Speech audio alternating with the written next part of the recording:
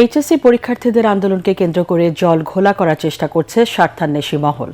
তবে এই আন্দোলনে সরকার গুরুত্ব দিচ্ছে না বলে জানিয়েছেন স্বরাষ্ট্রমন্ত্রী সালাউদ্দিন আহমদ। বলেন, আন্দোলন করে পরীক্ষা বাতিল কিংবা অটোপাস নেওয়া যাবে না। সচিবালয়ে সাংবাদিকদের প্রশ্নের জবাবে মন্ত্রী আরও বলেন, সাবেক প্রধানমন্ত্রী শেখ হাসিনা দেশে ফিরলে তাকে গ্রেপ্তার করে ফাঁসির রায় কার্যকর করা হবে। রিপোর্টে জানাচ্ছেন মাহবুব কবির চপল।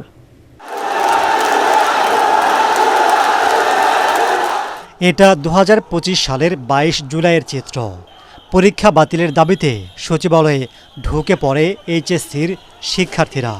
ঠিক এক বছর পর আবারও রাজপথে এবারের এইচএসসির পরীক্ষার্থীরা।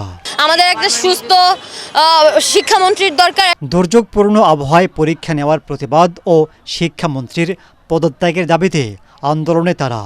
শিক্ষামন্ত্রী দুঃখ প্রকাশের পরও আন্দোলন চালিয়ে যাওয়ার পেছনে কারো স্বার্থ থাকতে পারে বলে মনে করছেন স্বরাষ্ট্রমন্ত্রী। সরকারকে বিব্রত করতে চায় এরকম কিছু মহল তো আছেই। তারা বিভিন্ন ইস্যুতে নিজেদের পরিচয় গোপন করে এখানে একটা ঘোলা পানিতে মাছ শিকারের ব্যবস্থা করতে চায়। সেটা দৃশ্যমান হয়েছে। যারা আন্দোলন করছে তাদের মধ্যে অনেকে দেখা যায় আসলে ছাত্রই না, পরীক্ষার্থীই না। পিছনে যেই থাকুক, সামনে তো আমরা আছি। এগুলো আমরা খুব একটা গুরুত্বের সাথে নিচ্ছি না। শিক্ষার্থীদের উপর পুলিশের মারধরের বিষয়টি সঠিক নয় উল্লেখ করে স্বরাষ্ট্রমন্ত্রী বলেন, আন্দোলন করে পরীক্ষা বাতিল কিংবা অটো পাস নেওয়ার দিন শেষ। ইন্টারিম গভর্নমেন্টের সময় দেখা গিয়েছে যে সচিবালয়ে ঢুকে গিয়ে পরীক্ষা স্থগিত করা বা বিনা পরীক্ষায় পাশের ঘোষণা নেওয়া, এই সমস্ত একটা অপকালচার তখন দেখা গিয়েছে, যার কারণে তারা এখনও সেই টেন্ডেন্সিটা বহাল রেখেছে। তবে তাতে করে আমরা শিক্ষার মান ক্ষুণ্ণ হোক এরকম কোনো বিষয়ে আমরা অ্যালাউ করব না। সাংবাদিকদের প্রশ্নের জবাবে স্বরাষ্ট্রমন্ত্রী আরও জানান, ফাঁসির দণ্ডপ্রাপ্ত আসামি সাবেক প্রধানমন্ত্রী শেখ হাসিনার দেশে ফেরার ঘোষণায় উদ্বিগ্ন নয় সরকার। তিনি দেশে ফিরলে গ্রেফতার করে মৃত্যুদণ্ড কার্যকরের উদ্যোগ নেওয়া হবে। আমরা তো তাকে ফেরত চাই এবং বিচারের মুখোমুখি হোক সাজাপ্রাপ্ত আসামি হিসাবে। দেশে ফিরলে তাকে গ্রেফতার করা হবে এবং রায় কার্যকরের ব্যবস্থা নেওয়া হবে। যদি আপিল করার কোনো সুযোগ থাকে সেটা আইন আদালত বুঝবে, তখন আপিলের সুযোগ থাকলে আপিল হবে। স্বরাষ্ট্রমন্ত্রী জানান, বন্দি বিনিময় চুক্তি অনুযায়ী দুবাইয়ে গ্রেফতার সাবেক আইজিপি বেনজির আহমেদ ও ভারতে গ্রেফতার ওসমান হাদি হত্যার অভিযুক্তদের দেশে ফিরিয়ে আনার চেষ্টা চলছে। আমরা দেশে ফিরিয়ে নিয়ে আসার জন্য আমাদের যা কিছু করণীয় আইনানুগভাবে সব কিছু আমরা সম্পন্ন করেছি। তিনি জানান, ডিএনএ টেস্টের মাধ্যমে প্রমাণিত হলে জুলাই শহীদদের সংখ্যা বাড়বে, আর ভুয়া প্রমাণিত হলে তালিকা থেকে বাদ দেয়া হবে। আমরা তদন্ত করে অবশ্যই সেটা। Optical brighter photo catalyst active granule সমৃদ্ধ বসুন্ধরা পাওয়ার ওয়াশ, ঝলমলে কাপড়ে ফুরফুরে মন। ৪৫ বছর ধরে পলাতক থাকা শহীদ রাষ্ট্রপতি জিয়াউর রহমানের হত্যাকারী অবসরপ্রাপ্ত মেজর মোহাম্মদ মোজাফফর হোসেনকে আটক করেছে গোয়েন্দা পুলিশ ডিবি। গতকাল মধ্যরাতে রাজধানীর বনানী ডিওএইচএস থেকে তাকে আটক করা হয়। পরে তাকে সেনাবাহিনীর কাছে হস্তান্তর করে ডিবি। হত্যাকাণ্ড পরবর্তী সময় মোজাফফর হোসেন ভারতে আশ্রিত ছিল। পরবর্তীতে বিভিন্ন সময় নাম পরিবর্তন করে দেশে বিদেশে যাতায়াত করত। সুখী সমৃদ্ধ বৈষম্যহীন বাংলাদেশ গড়ার অঙ্গীকার ব্যক্ত করেছেন প্রধানমন্ত্রী তারেক রহমান। সচিবালয়ে মন্ত্রিপরিষদ বিভাগের সভাকক্ষে ক্ষুদ্র নৃগোষ্ঠীর প্রতিনিধিদের সাথে বৈঠকে তাদেরকে দেশের অবিচ্ছেদ্য অংশ বলে অভিহিত করেন প্রধানমন্ত্রী। বলেন, সরকার এমন একটা দেশ গড়তে চায় যেখানে কোনো জাতি গোষ্ঠীর বৈষম্য থাকবে না। এ সময় সমতলে থাকা ক্ষুদ্র নৃগোষ্ঠীর ভূমির মালিকানা সমস্যা সমাধানে ভূমি কমিশন গঠন, আদিবাসীদের সাংবিধানিক স্বীকৃতি, কেন্দ্রীয় কালচারাল সেন্টার, বিভিন্ন প্রকল্পের নামে ক্ষুদ্র নৃগোষ্ঠীর বসতি উচ্ছেদ বন্ধ করা এবং ক্ষুদ্র নৃগোষ্ঠীর জন্য ঋণ সুবিধা দেওয়ার দাবি উপস্থাপন করা হয়।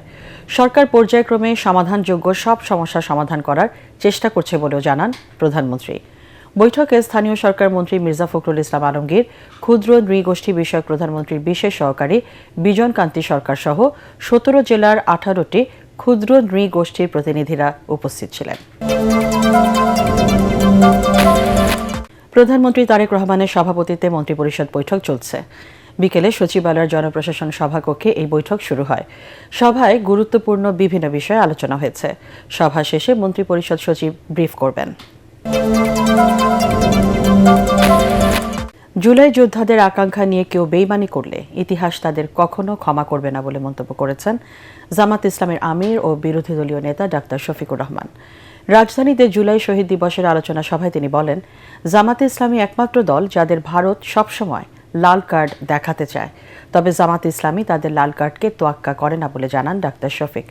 বলেন, ভারতের নয়, জামাত নেতারা এদেশের মানুষের বুকে জায়গা করে নিতে চায়। খায়রুল ইসলামের রিপোর্ট। ওরা একসাথে লড়বো, দেশটাকে গড়বো।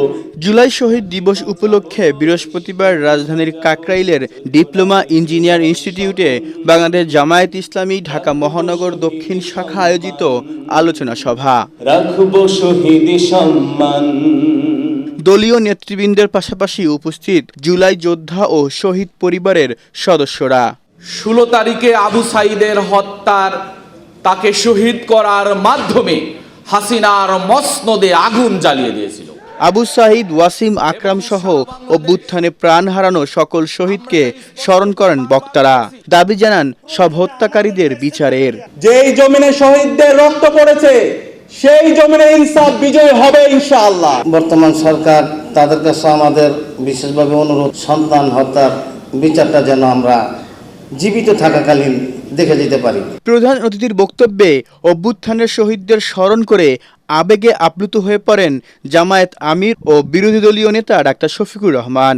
বলেন, জুলাইয়ের আকাঙ্ক্ষার সঙ্গে কেউ বেইমানি করলে ইতিহাস তাদেরকে কখনো ক্ষমা করবে না। কোনো ভয়টা দেখাই আমাদের কোনো লাভ নাই ভাই, আমরা ওই সমস্ত ভয়কে পাত্তা দিই না। আমরা আশা জাগাইয়ে রাখতে চাই যে এই রাষ্ট্র নিমক হারামি করবে না এদের সাথে, কিন্তু যদি করে তাহলে অতীতে যেমন নিমক হারামদের কোনো ভালো পরিণতি হয়নি, বর্তমানেও হবে না। এ সময় জামায়াত আমির সীমান্তে পার্শ্ববর্তী দেশের আধিপত্যের নিন্দা জানিয়ে বলেন, বাংলাদেশের পররাষ্ট্রনীতি এদেশের মানুষের ইচ্ছাই চলবে, কোনো ভিনদেশীদের প্রেসক্রিপশনে নয়। এ দেশ তার পররাষ্ট্রনীতি কারো ডিকটেশনে চলুক, এটা আমরা চাই না। ভারত আমাদের প্রতিবেশী, তাদের সাথে আমরা সৎ প্রতিবেশীর আচরণ করতে চাই এবং তারাও আমাদের সাথে সৎ প্রতিবেশীর আচরণ করছে ওটাও দেখতে চাই।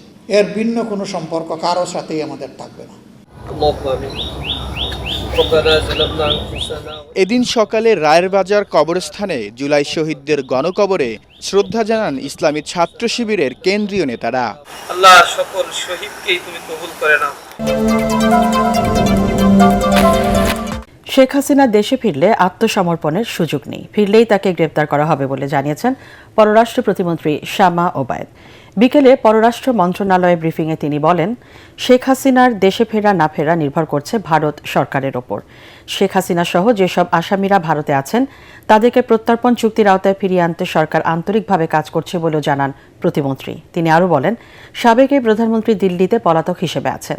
তার কাছে কোনো পাসপোর্ট বা ট্রাভেল ডকুমেন্ট না থাকায় অবশ্যই তাকে ছবিযুক্ত প্রমাণপত্র নিতে হবে। সাবেক প্রধানমন্ত্রী শেখ হাসিনা ভারতে পালিয়ে গেছে বাংলাদেশ থেকে জুলাই গণ অভ্যুত্থানের পরে। যাদের সাজা হয়ে গেছে তাদেরকে দেশে ফিরিয়ে এনে দেশের মাটিতে বাংলাদেশের মানুষ তাদের সাজা যে কার্যকর হচ্ছে সেটা দেখতে চায়। আইনগতভাবে আত্মসমর্পণের কোনো আর স্কোপ নাই। So whenever she comes to Bangladesh she will be arrested. এইটাই আইনগতভাবে হবে। হাসিনা পালিয়ে গিয়ে ভারতে আছে, কোনো স্ট্যাটাসে নাই। তারা কিভাবে ফেরত আসবে সেটা যদি এক্সট্রাডিশন ট্রিটির অনুযায়ী আসে তাহলে এটার আইনগত নিয়ম আছে এবং ডিপ্লোম্যাটিকও কিছু নর্মস আছে।